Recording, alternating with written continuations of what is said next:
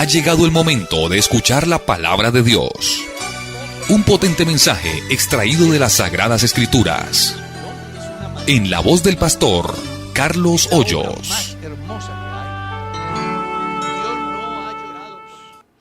Pastor, ¿afecta el testimonio no ayudar a un hermano en la carne, sabiendo que él tiene pareja y vive en la casa pero no trabaja? Y entonces él me dice que por ser cristianos debemos de ayudarle. La Biblia dice, el que no trabaja, Que no coma. que no coma. Uno no puede abrigarse bajo el rótulo de cristiano para ser perezoso. Uno tiene que entender que si asume un compromiso con su pareja, pues debe de estar dispuesto a responder. ¿Ya? Ahora bien, también hay excepciones. Por ejemplo, si la persona que está pidiendo ayuda está enferma, o si la persona que está pidiendo ayuda es alguien que está buscando trabajo y no consigue, pues claro, hay que ayudarle. Pero si tiene salud, puede conseguir trabajo, no puede esta persona cubrirse con el cuento de que soy cristiano para que los demás vean por él.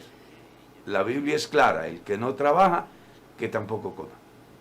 Sí, señor pastor, un creyente nos hace esta pregunta, dice, si yo hago un crédito, lo pago con mi salario del cual doy diezmo y luego adquiero un producto con el dinero de ese crédito, lo vendo por el mismo precio que lo adquirí o más barato, ¿debo diezmar nuevamente así no haya obtenido ganancias de la venta de ese producto? No, no tiene que diezmar, porque cuando él compró el producto, su dinero ya estaba diezmado.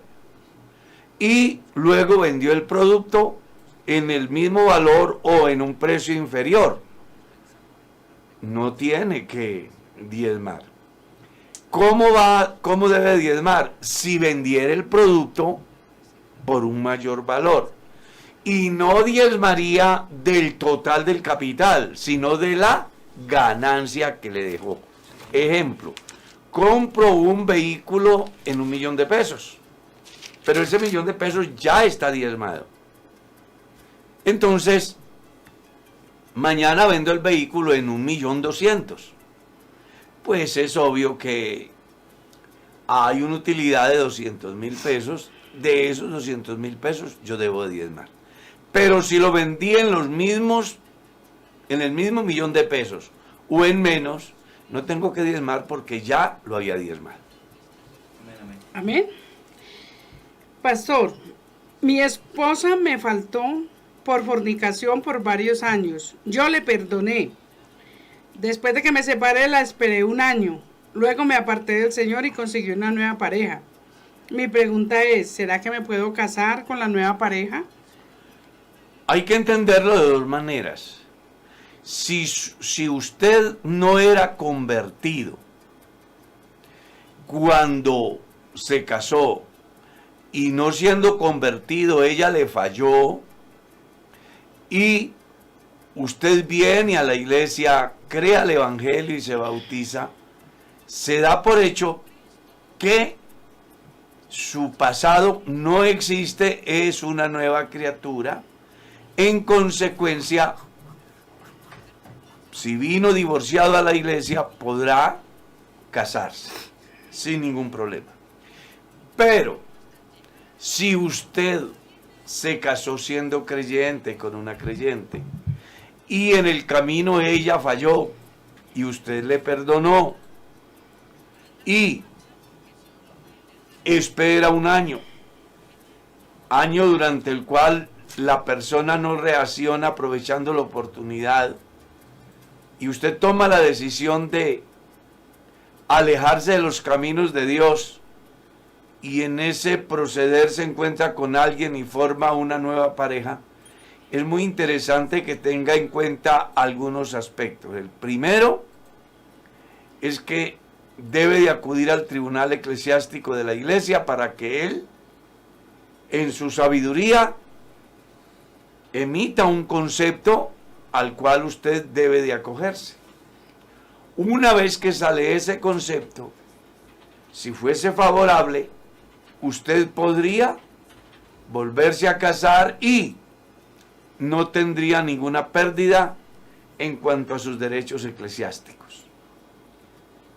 Pero si le saliese el concepto de favorable, eso quiere decir que la iglesia no avalará un nuevo matrimonio y que usted perdería todos sus derechos eclesiásticos. Sigamos. Amén. Pastor, un oyente nos pregunta y nos dice, ¿está bien que una hermana creyente que es soltera tenga un novio inconverso? La Biblia dice, no os unáis en yugo desigual con los incrédulos, porque ¿qué comunión tiene la luz con las tinieblas? No está bien. Y eso uno lo encuentra desde el Génesis capítulo 24, y aparte de eso en el desarrollo de todo el Antiguo Testamento, y ya Pablo vuelve a ratificarlo en el Nuevo Testamento. Y la historia reciente nos enseña que cuando los cristianos toman esas decisiones equivocadas, casi siempre terminan mal. Existen excepciones, porque también las conocemos. Pero la regla establecida por Dios en su palabra es que no se unan en yugo desigual. Amén. Pastor, mi pregunta es, ¿con quién hablaba Dios cuando dijo en Génesis, hagamos al hombre a nuestra imagen y semejanza? ¿Y qué relación tiene Proverbios 8, donde habla de la sabiduría?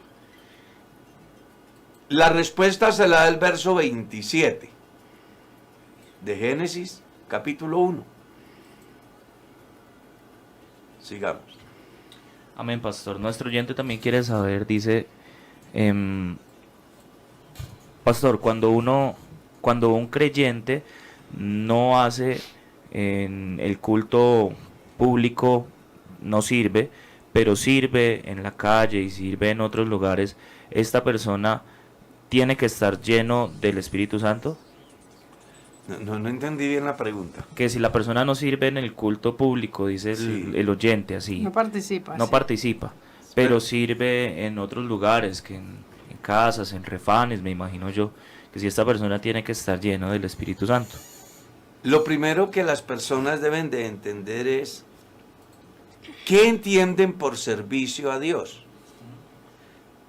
Nosotros tenemos un problema, y es que pensamos que servir a Dios es subirnos a un escenario que tiene 50 centímetros de altura mayor que el resto del salón y cantar una canción, dar un sermón, dirigir un culto.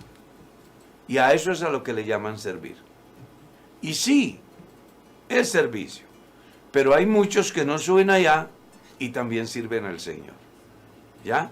Ahora, el hecho de que una persona no esté participando del culto colectivo en el campo de la dirección en la iglesia y sí participe en las calles predicando el evangelio, no quiere decir que sea más importante lo que se hizo en el salón que lo que se hizo en la calle, porque el servicio a Dios va desde lavar los pies hasta dar un sermón, y Jesús lo enseñó. Ya ustedes lo recuerdan aquella vez que se ciñó la toalla y comenzó a lavarle los pies a los discípulos, y cuando llegó donde Pedro, Pedro le dijo, no me lavarás. Y Jesús le dijo, pues si no te dejas lavar los pies, tampoco tendrás parte conmigo. Y ante esto, el apóstol le ha dicho, Señor, no solo los pies, sino también la cabeza. El servicio a Dios es tan sencillo que le sirves orando, le sirves cantando, le sirves ofrendando, le sirves diezmando. Perdón. Y hay un sinnúmero de posibilidades de servir a Dios. Entonces, es muy importante que la persona aprenda a darse cuenta que cuando usted va y le comparte el evangelio a una persona, está sirviendo a Dios. Cuando visita a un enfermo, está sirviendo a Dios. Cuando le da palabras de fortaleza a alguien que ha sufrido una pérdida familiar, está sirviendo a Dios. Y lo hago consciente de lo que está escrito en la carta a los Hebreos, porque Dios no es injusto para olvidar el trabajo de amor que habéis mostrado hacia su nombre, habiendo servido a los santos y sirviéndoles aún. 2. Con respecto a ser lleno del Espíritu Santo. Es bueno que los cristianos entendamos que la mejor forma de saber si somos llenos del Espíritu Santo es por los frutos. Eso lo hemos dicho muchas veces. Por los frutos los conoceréis. No puede un árbol malo dar frutos buenos, ni un árbol bueno dar frutos malos. Entonces aquí, la llenura del Espíritu Santo no se puede medir por el concepto tradicional. Es que hablo en lenguas, porque hay muchos que hablan en lenguas y su vida cristiana es horrible. Aquí la medida de la llenura del Espíritu Santo es los frutos que ese cristiano da. Pues en los días de Jesús, en los días de Juan el Bautista, venían multitudes a ser bautizados por Juan. ¿Y Juan qué les decía? No se trata de apariencias, sino de realidades. Amén. Haced frutos dignos de un verdadero arrepentimiento. Entonces, la mejor manera de conocer que un cristiano es lleno del Espíritu Santo es por los frutos. Amén. Alguien pudo haber hablado en lenguas y dar muy buen testimonio. Otro pudo no haber hablado en lenguas y dar muy buen testimonio. ¿Y cómo se puede llegar a ese nivel? Bueno, por el Espíritu Santo. Porque según está escrito, la carne no se sujeta a la ley de Dios ni tampoco puede. Y lo único que hace que yo venza el pecado, que yo venza mis pasiones, es la ley del Espíritu de vida en Cristo Jesús, que es la que me libra de la ley del pecado y de la muerte. Amén. Pastor, un fiel oyente nos hace esta pregunta. La Biblia dice que llevamos la muerte por todas partes, porque somos muertos a toda hora. ¿Qué significa esa palabra? Que está muerto. Es que cuando uno como cristiano quiere agradar a Dios, está muerto. De hecho que Pablo a los Romanos en su capítulo 6 enseña la sepultura del creyente que ha muerto al pecado. El mismo Pablo en la carta a los Gálatas, haciendo alusión acerca del fruto del Espíritu, dice: los que son de Cristo han crucificado su carne con sus pasiones y deseos. Escribiendo a los Corintios dice: con Cristo estoy juntamente crucificado y ya no vivo yo. Jesús habló de un nuevo nacimiento, mostrando con ello que la nueva vida en Cristo tiene una implicación muy interesante, como es la de morir para el mundo, el pecado, y vivir para Dios. Sigamos. Amén. Pastor, una pregunta. ¿Los 12 apóstoles pertenecen cada uno a las 12 tribus de Israel? Pues eran israelitas. Lo que no puedo yo en este momento decirle era a qué tribu pertenecía cada uno. Eso sí no puedo decirlo. Porque, entre otras cosas, lo que se diga al respecto son supuestos. La Biblia no dice Mateo era de la tribu tal, Juan era de la tribu tal. No, la Biblia no dice eso. Simplemente eran israelitas. Pastor, ¿qué es apostasía y cuántas clases de apostasías hay? Un apóstata es aquel que se vuelve del santo mandamiento. Pablo, escribiendo a Timoteo en su capítulo 4 de su primera carta, dice: el Espíritu mismo dice que en los postreros tiempos algunos apostatarán de la fe, es decir, se apartarán, y aparte de apartarse, se irán en contra de lo que profesaron. Porque hay dos maneras que se puede dar en la persona que se aparta del Evangelio. Una, un hombre o una mujer que se apartan porque fueron inferiores al desafío de la vida cristiana. Otra, del que se aparta y reniega contra la fe que antes profesó o blasfema contra ella. Entonces, al uno se le llama simplemente un apartado y al otro se le llama apóstata. Ahora, ¿cuántas clases de apostasías hay? Solo hay una manera de apostatar. Es decir, la apostasía es una, que las personas pueden llegar a ese estado de diferentes maneras, pero en términos generales, la apostasía es una, y es ir en contra de lo que antes profesó, independientemente del ramo que se prenda para renegar, negar o apostatar de la fe. Entonces, alguien puede apostatar de la fe diciendo que el bautismo no es una necesidad. Otro puede apostatar diciendo que Jesucristo no es Dios. Otro puede apostatar diciendo que lo que antes él hacía en cuanto a su vida devocional, ahorita no lo quiere, no lo acepta, porque desde su punto de vista para él no es importante. O sea, hay muchas maneras, pero la apostasía en sí es una. Amén. Pastor, quiero responder algo que pregunta un oyente. Dice, pastor, me da el favor y me dice dónde dice la Biblia que el que no trabaje, que no coma. La Biblia lo dice en Segunda de Tesalonicenses, capítulo 3, el verso 10. Segunda de Tesalonicenses, capítulo 3, el verso 10. Ahí Seguimos, tiene, pastor. Ahí tiene. Amén. Está bien, sí, sí. Sí, me están preguntando. Pastor, Limpia. dice también nuestro oyente, cuando hay una persona que desde el púlpito dice, yo autorizo que hablen en lenguas, o yo apruebo, No. yo digo, ¿será que Dios aprueba esto? No, porque eso no es decisión del hombre. Exacto.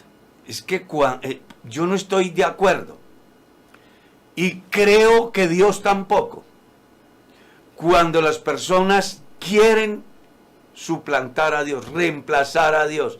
Eso de que yo declaro, yo le profetizo, Yo te bendigo. yo te bendigo, yo autorizo. Eso es puro neopentecostalismo.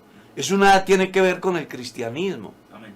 Lo que pasa es que hay unos manipuladores de masa que se atribuyen ciertas cosas que no le pertenecen sino a Dios. El único que puede hacer que un cristiano hable en lenguas, sane enfermos, profetice, ejerza un ministerio, es el Espíritu Santo. Amén. Obrando en la vida del creyente. Nadie Amén. más. Yo puedo tener los mejores deseos. ¿Qué pastor, qué creyente en la iglesia que ame a Dios no quiere que todos sus hermanos sean fieles y sean llenos del Espíritu Santo? Todos queremos. De hecho, la necesidad más grande hoy es que la iglesia sea llena del poder del Espíritu Santo. Y que esa llenura se refleje a través de resultados. Fruto, que pueden ser lenguas, pero que también puede ser ejemplo de vida, testimonio. Y otras muchas más formas que dejan ver que una persona es llena del Espíritu Santo. Pero eso de que yo autorizo, eso no le queda bien a ningún creyente y mucho menos a un pastor o a un líder de la iglesia. Amén, amén. Amén. Pastor, si la Biblia dice que cuando uno muere, el espíritu vuelve a Dios y el cuerpo al polvo, entonces, ¿con qué texto bíblico puedo confirmar a dónde va el alma? Teniendo en cuenta que Eclesiastés dice que los muertos no saben, mientras que en la parábola de Lázaro dice todo lo contrario, pero realmente en sí no dice a dónde va el alma. Por favor, me explica. Es bastante amplia la pregunta porque hay como 3 o 4 ahí. Ujú. La primera, la diferencia que hay entre el espíritu y el cuerpo es que el cuerpo es materia, el espíritu es la esencia de Dios. Por eso Job decía, hay vida en el hombre en tanto que el Espíritu de Dios está en él. Léalo, capítulo 14 del libro de Job. Pero ¿qué pasa si el Espíritu de Dios lo abandona? El hombre deja de ser.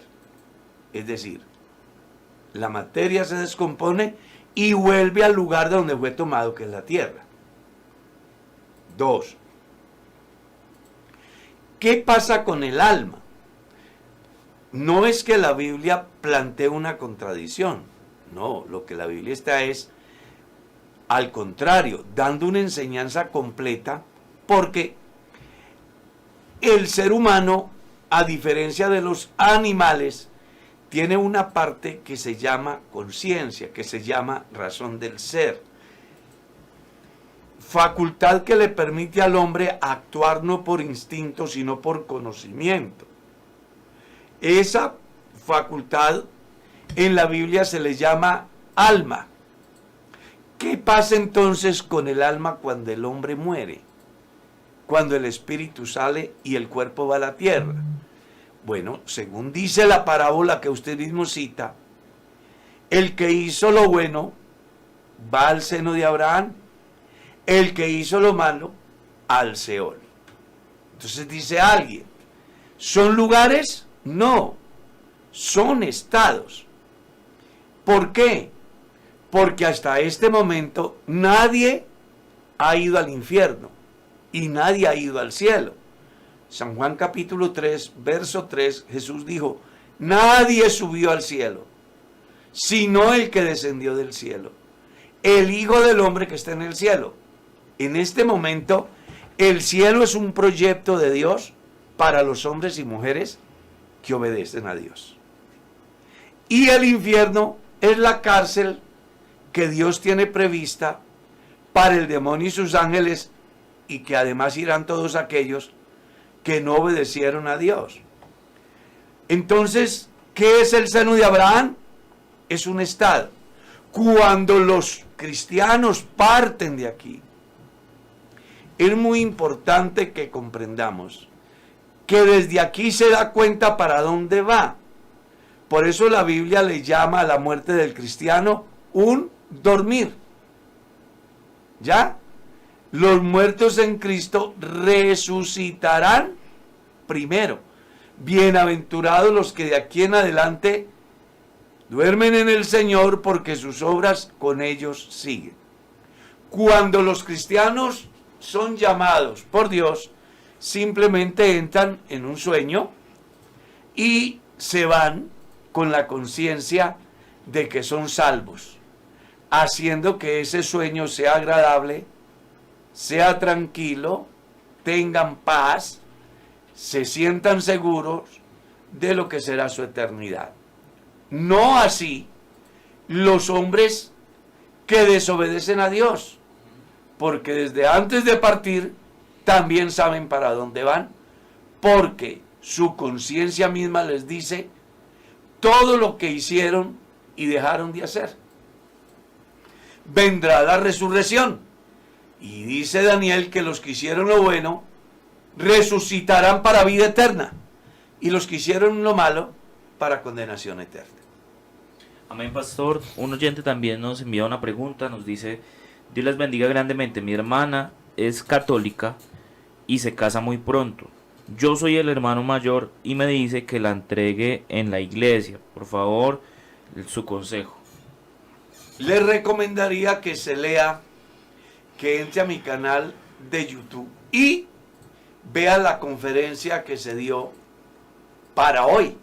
Ahí está más que explicada su inquietud. Pero a grandes rasgos, sí quiero que sepas que nada tiene que hacer un hijo de Dios en un escenario donde solo se fomenta la idolatría. Alguien por ahí puede decir, eso es fanatismo. Pero yo prefiero ser fanático y no participar de la mesa de los demonios. Amén. Y no que por ser una persona ajustada a las demandas sociales esté diciendo que soy cristiano y estoy en la sinagoga de Satanás. ¿Qué tiene que hacer un cristiano ahí? Absolutamente nada. O sea que no le queda bien a un cristiano, no le ¿verdad? queda bien. a acompañar los familiares que a un bautizo, que a un matrimonio, que a una confirmación, que a un sepelio. Ceremonia fúnebre. No tienen Hay nada. creyentes que van y entran allá y todo. Pero no deberían de hacerlo. Ya.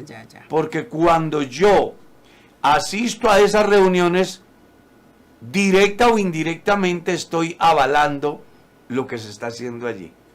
Y yo debo de saber que lo que los gentiles hacen, según sus creencias, a los demonios los sacrifican y no a Dios. Amén. Pastor, en el libro de Jueces capítulo 11, del verso 30 al 40, habla acerca del sacrificio de la hija de Jefté. Pastor, ¿por qué se da esto si Dios no pide sacrificios? En el Antiguo Testamento se hacían sacrificios.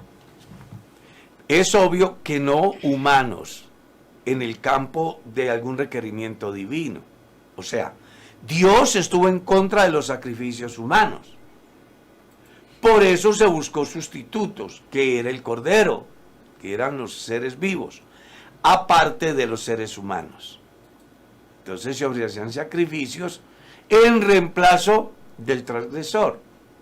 Con respecto a su pregunta, es importante que comprendas que es algo figurativo, no en la práctica. Si usted lee bien el pasaje, encuentra que es una promesa que hace Jefté y resulta de que él lo hace sin pensar que cuando regrese, lo primero que saldrá a recibirle era su hija. Él nunca pensó eso.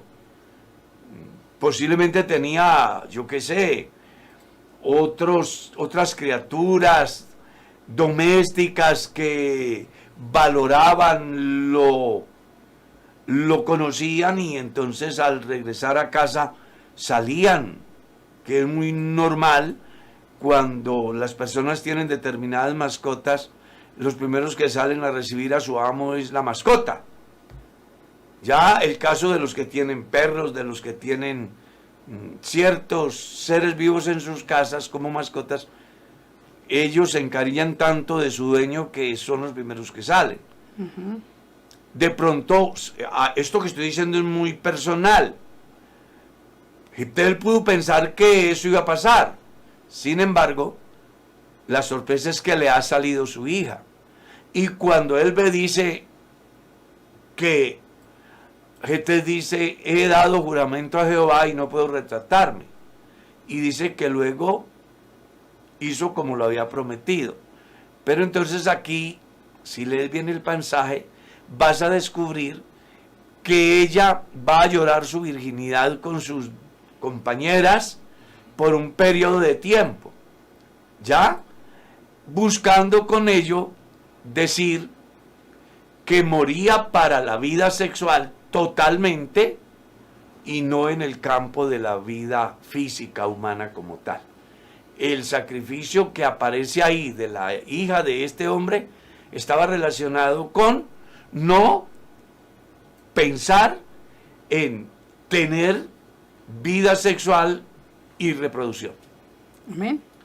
Amén, pastor. Una oyente también nos pregunta, ¿qué quiere decir la palabra en cuando dice los primeros serán postreros y los postreros primeros?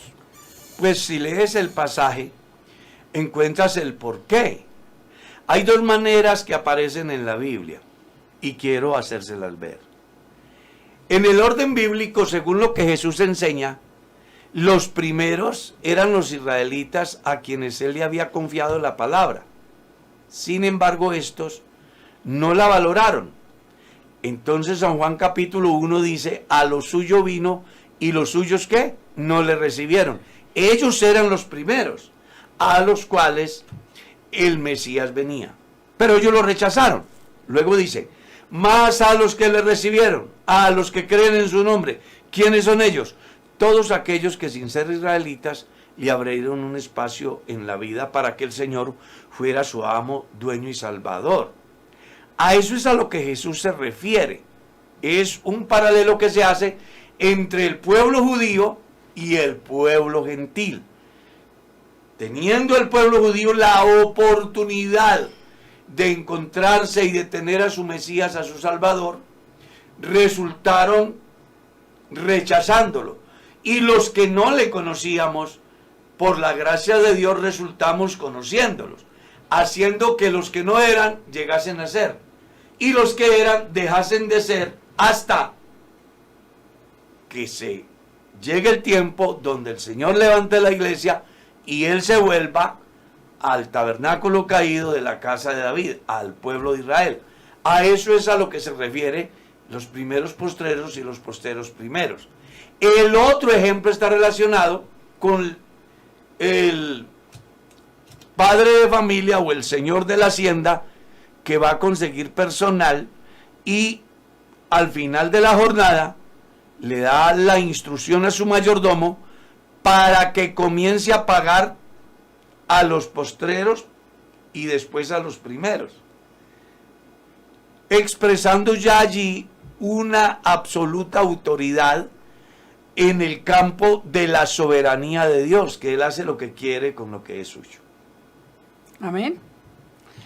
Pastor, mi pregunta es, ¿la frase que dice Dios ama al pecador y aborrece el pecado, es correcto decirlo?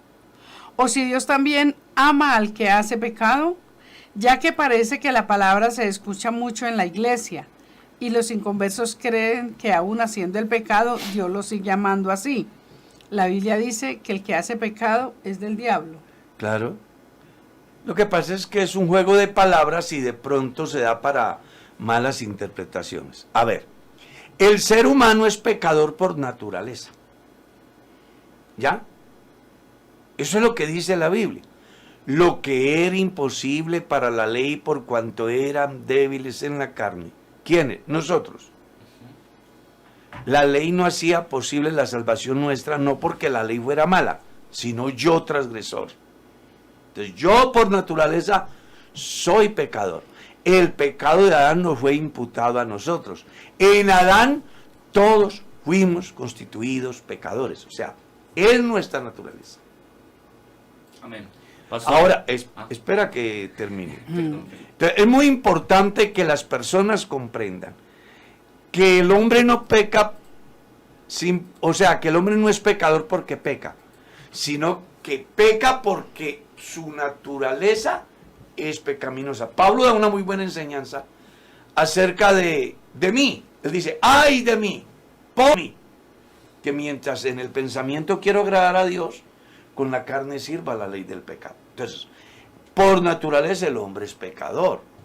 Ahora bien, entonces Dios no lo ama. De tal manera amó Dios al mundo, que dio a su Hijo unigénito para que todo aquel que en él crea no se pierda, sino que tenga vida eterna. Entonces, ¿qué es lo que Dios aborrece del pecador? No al pecador, sino lo que el pecador practica, que es el pecado. Eso es lo que Dios aborrece, el pecado. Y para ser posible que el pecado no hiciese estragos eternos en la vida de los seres humanos, apareció Él. Pablo escribe en la carta a los romanos y dice, Cristo murió por nuestros pecados y resucitó para nuestra justificación. Entonces, el pecado es del diablo. Eso está claro. Pero quien lo practica es alguien que se encuentra en una situación compleja porque se lo disputan sus propios deseos y se lo disputa el Espíritu de Dios. Eso es lo que dice el capítulo 5, verso 17 en adelante de la carta a los Gálatas. Los deseos de la carne son contra el Espíritu, los del Espíritu son contra la carne, y estos libran una batalla entre sí para que ese ser llamado alma o conciencia no haga lo que quiera.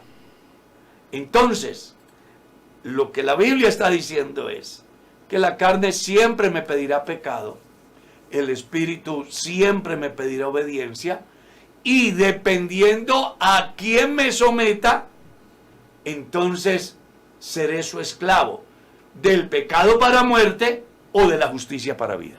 Amén. Amén, pastor. Un oyente también nos pregunta Pastor, ¿a qué se refirió el Señor Jesús en el Evangelio según San Lucas, capítulo 9, versículo 27? Lucas 9, 27. Sí, Ya señor. lo tengo aquí. Lucas 9, 27. La transfiguración.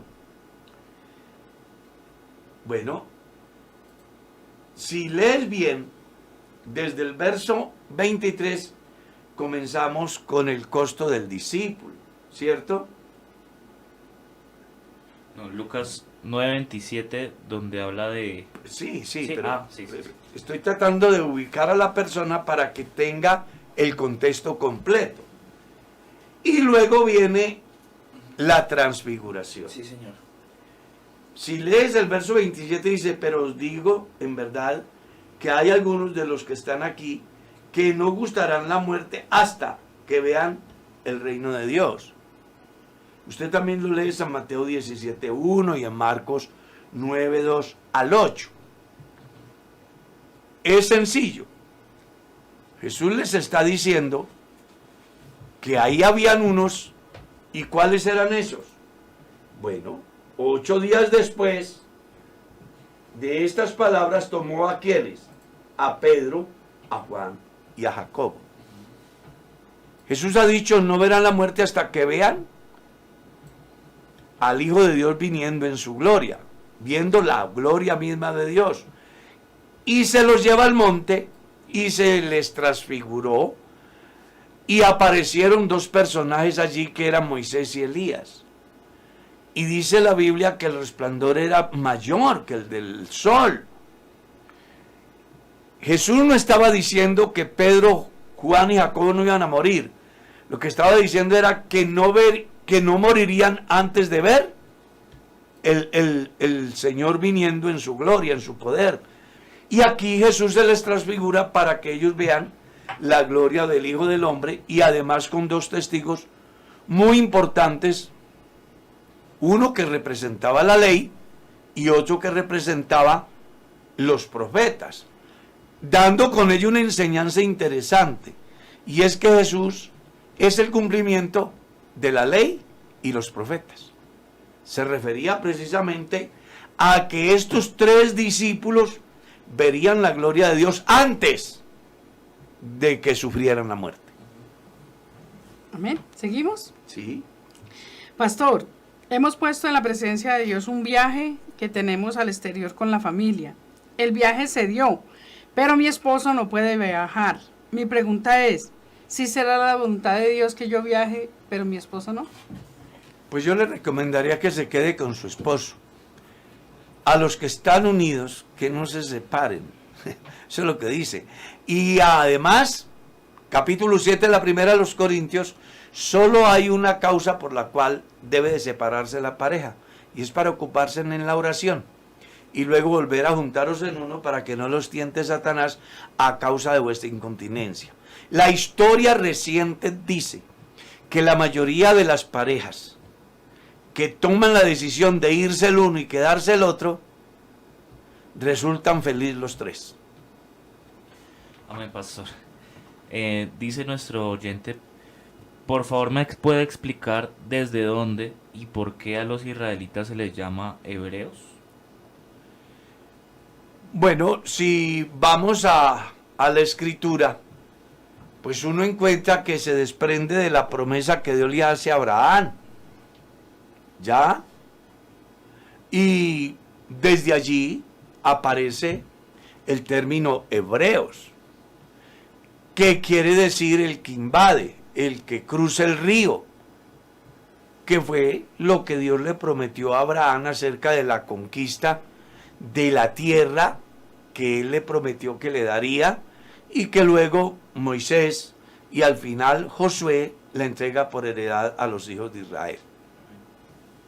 Pero el término hebreo es un gentilicio como el término colombiano, como el término norteamericano, y a nivel de país, gentilicios como bayunos, antioqueños, santanderianos, pero realmente no tienen ninguna connotación eterna. Pastor, mi pregunta es con relación a una respuesta que usted dio ahora.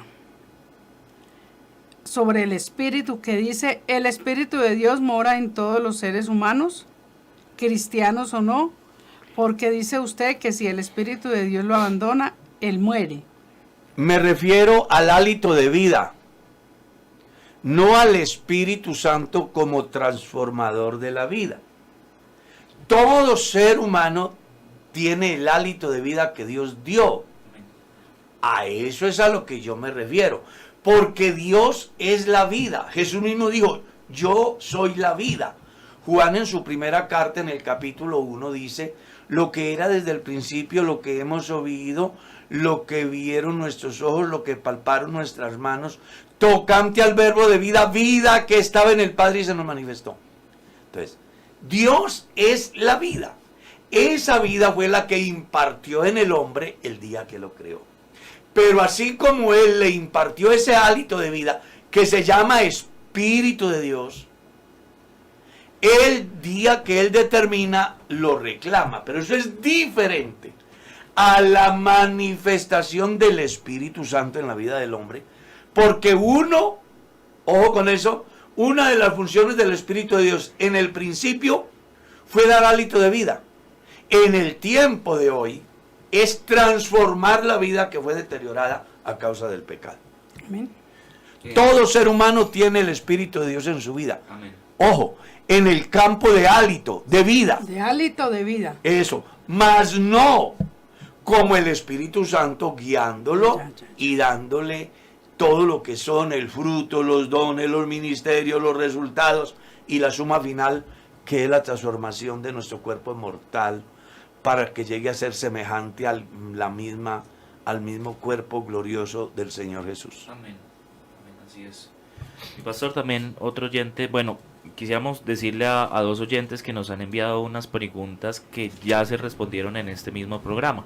Les invitamos al finalizar el programa, lo vuelvan a poner y van a ver que al principio están sus respuestas, hablando acerca de aquello de ayudar al familiar que no quiere trabajar y hablando acerca de diezmar sobre las ganancias. Entonces, para ellos les invitamos a que vayan allí.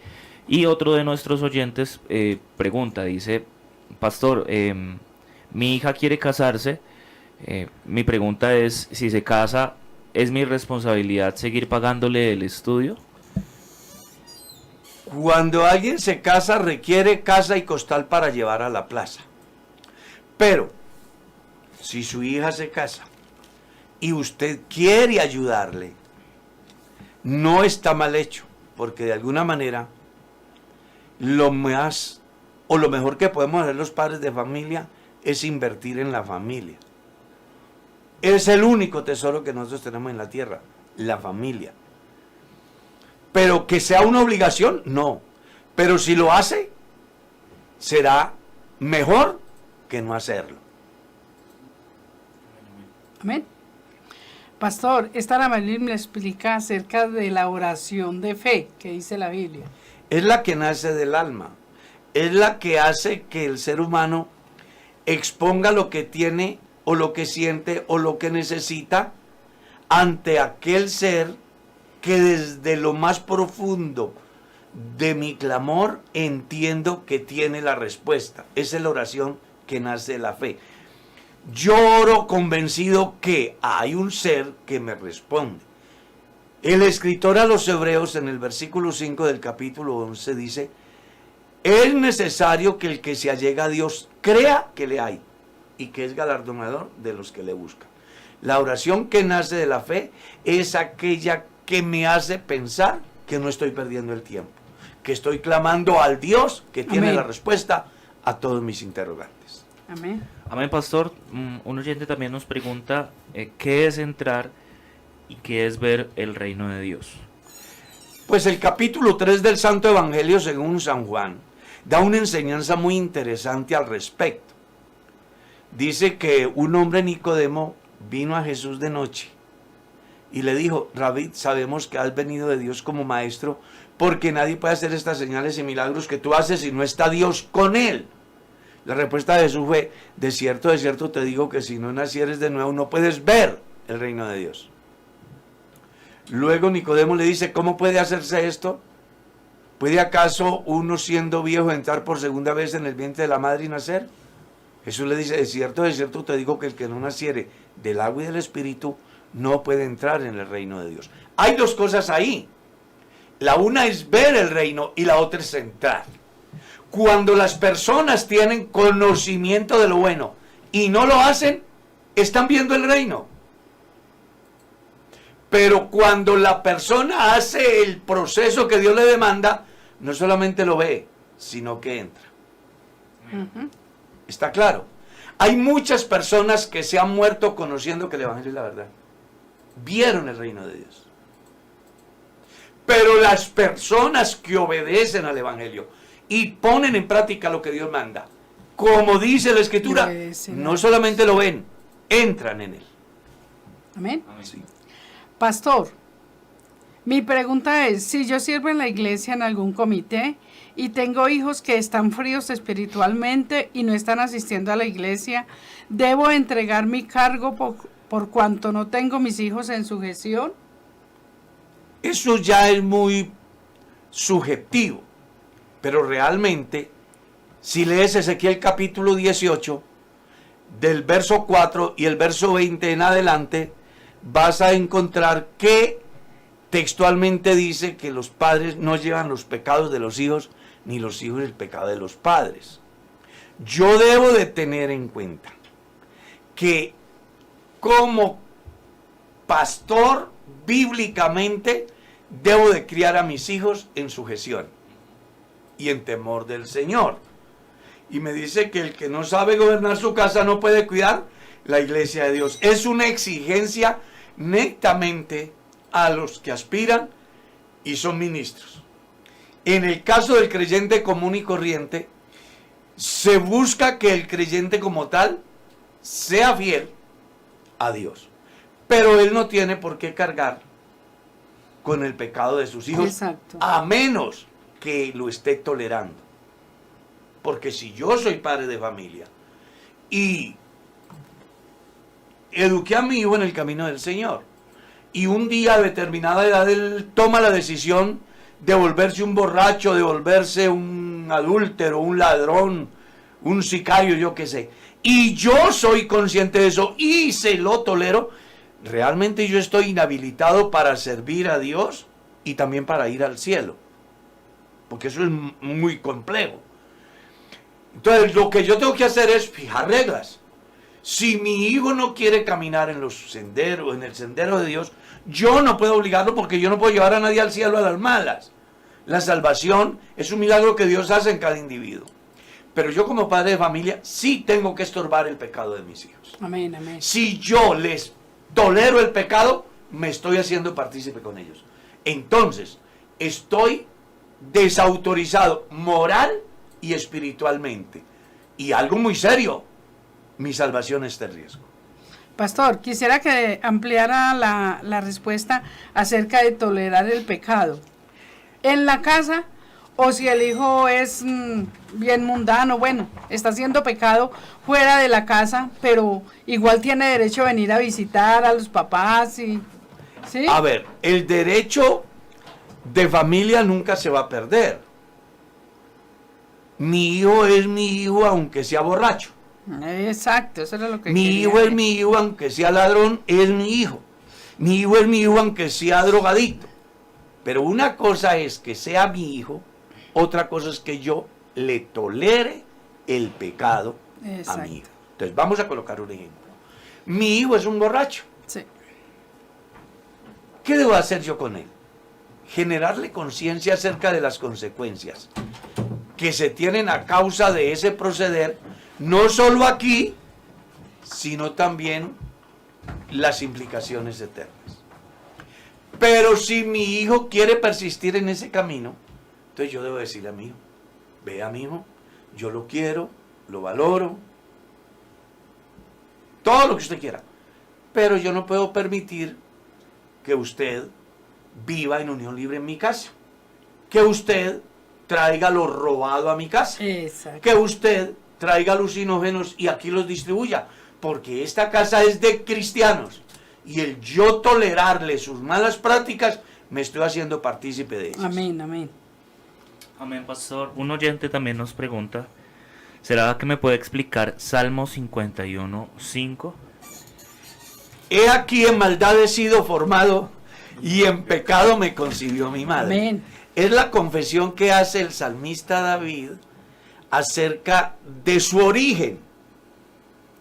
Es muy interesante la pregunta porque nos da la oportunidad de ayudar a muchos en la interpretación de la Escritura. Ese es un texto que está aislado en la Biblia. No hay otro texto similar a ese en toda la Biblia. Pero ¿por qué aparece ese texto en la Biblia? Bueno, porque resulta que si usted mira la historia de David, va a descubrir que era el relegado de la familia. ¿Y por qué era el relegado de la familia? Por lo que él confiesa ahí: en maldad fui formado y en pecado me concibió mi madre. El no entender el texto puede llevar a pensar a las personas que los hijos nacidos de un matrimonio son el resultado de un pecado. Pero eso no es lo que dice la Biblia. Lo que la Biblia está diciendo es que David fue el resultado de una violación o de una fornicación consentida. Y por eso es que usted mira que los hermanos de David eran militares, eran altos representantes de su familia ante el mundo, ante su sistema. David tenía un oficio vil, que era ser pastor. ¿Y cómo será que cuando se le pregunta a Isaí si tiene otro, dice: ah, sí, por allá hay otro? ¿Y dónde está? Cuidando ovejas. Porque era uno de los oficios de menos importancia y que en la familia estaban destinados para aquellos que eran bastardos, que eran hijos naturales. Entonces David en la oración lo que está es reconociendo su origen, diciendo: venga, es que yo traigo un origen muy cruel. Soy el resultado de una violación, soy el resultado de una fornicación consentida.